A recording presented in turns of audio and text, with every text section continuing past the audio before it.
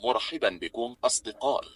اليوم سنتحدث لأول مرة عن المملكة المغربية، وسنقدم لكم نظرة عامة عن واقعها وتطوراتها. سنركز على التطورات الكبيرة التي تشهدها المغرب في مختلف مجالات البنية التحتية، ونلاحظ كيف أن هذا التطور يجعلها على موعد مع التقدم العالمي. فلنستمر معا في هذه الرحلة المثيرة. لا تنسوا الاشتراك في القناة وتفعيل جرس التنبيهات ليصلكم كل جديد، وكذلك ضغط على زر الإعجاب. ولا تترددوا في طرح أي أسئلة في التعليقات لتشجيعنا وتعزيز التواصل بيننا. دولة المغرب دولة تعمل بحماس وتنفذ سياسة القوة الناعمة ببراعة، فقد نجحت في ترسيخ وجودها في شمال إفريقيا وتأثيرها على عدد كبير من الدول في المنطقة. في السنوات الأخيرة بدأت المملكة المغربية تبرز أمام العالم بفعل التقدم الذي تحققه، حيث يسعى المغرب بكل جد إلى تحقيق مكانته في القارة الإفريقية على الرغم من التحديات والصعوبات التي تواجهها. يظهر المغرب بثقة وينافس بقوة، حيث يدرك أن العالم يعيش في عصر تكنولوجي مهم، ويسعى المغرب بكل جد إلى مواكبة هذا العصر والتطورات التي يشهدها، ولا يرغب في البقاء مكتوف الأيدي دون المساهمة في هذا التقدم، بل يسعى دوما للتقدم والتطور. المغرب كدولة ملكية وبقيادة مالك حكيم يسير نحو المستقبل بخطى واثقة. منذ توليه الحكم في عام 1999 قام بإطلاق سلسلة من المشاريع التنموية الضخمة التي ساهمت في رفع مستوى البلاد وجعلتها تظهر بمظهر مشرق أمام العالم. إذا سألت أي شخص عن المغرب في عام 2010، فمن المحتمل أن يصفه بأنه دولة عادية وفقيرة. ولكن ما حدث في السنوات الأخيرة قلب نظرة العالم تجاه المغرب تماما. فيما يلي بعض التطورات في البنية التحتية بالمغرب. البنية التحتية الطاقية. المغرب يسعى بجدية إلى تقدمه في مجال الطاقة، حيث يولي اهتماما كبيرا لتنويع مصادره الطاقية وتقليل الاعتماد على الوقود الأحفوري الذي يتسبب في زيادة التلوث البيئي.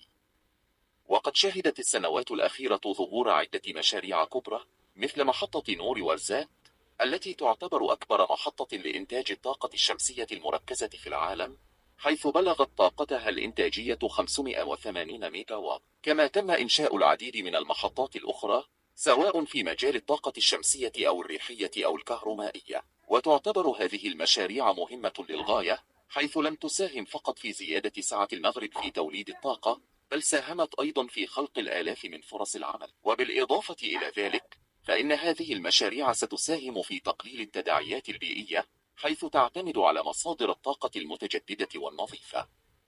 بهذه الجهود يبدي المغرب التزامه الجاد بتعزيز الاستدامة البيئية وتحقيق الاكتفاء الذاتي في مجال الطاقة، مما يعزز مكانته كدولة رائدة في مجال الطاقة المتجددة على المستوى الإقليمي والدولي.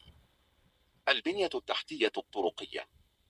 تعتبر البنية التحتية للطرق في المغرب أحد الجوانب الحيوية للتنمية والتقدم الاقتصادي والاجتماعي في البلاد. وقد شهدت هذه البنية تطورات كبيرة خلال السنوات الأخيرة. قامت الحكومة بتوسيع وتحديث الشبكة الطرقية السريعة بشكل كبير، مما ساهم في تحسين الاتصالات وتقليل زمن السفر بين المدن. تم تطوير الطرق السريعة الرئيسية التي تربط بين المدن الكبرى مثل الدار البيضاء والرباط ومراكش وفاس. تم العمل على تحسين وصيانة الطرق الريفية والجبلية لربط المناطق النائية والقروية بالمراكز الحضرية والخدمات الأساسية. هذه الجهود ساهمت في تحسين الوصول إلى المدارس والمستشفيات والأسواق في المناطق النائية وتحسين جودة الحياة للمواطنين. تطوير البنية التحتية للنقل العام. شهدت خدمات النقل العام في المغرب تطويرا ملحوظا، حيث تم تحديث وتحسين شبكة الحافلات والقطارات في مختلف المدن. تم إنشاء نظام القطارات فائقة السرعة البراق، الذي يربط بين المدن الرئيسية في المملكة بكفاءة وسرعة.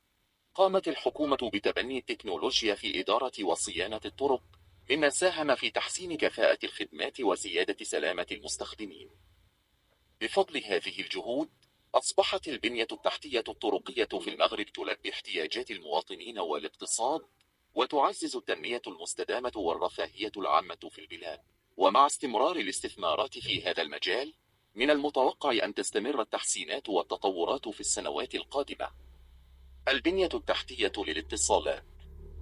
البنية التحتية في مجال الاتصالات تعتبر أساسية لتحقيق التواصل الفعال وتمكين التكنولوجيا في المغرب. خلال السنوات الأخيرة شهد القطاع تطورات كبيرة وجهودا مستمرة لتحسين البنية التحتية وتوسيع نطاق الخدمات الاتصالية. فيما يلي بعض النقاط المهمة حول تطور البنية التحتية في مجال الاتصالات بالمغرب. قامت شركات الاتصالات بتوسيع شبكاتها وتحسين تغطية الهاتف المحمول والإنترنت في جميع أنحاء البلاد، بما في ذلك المناطق النائية والقروية. وتمت استثمارات كبيرة في تحديث التكنولوجيا لتوفير خدمات الاتصالات عالية الجودة، مثل توسيع شبكات الجيل الرابع 4G والانتقال إلى الجيل الخامس 5G.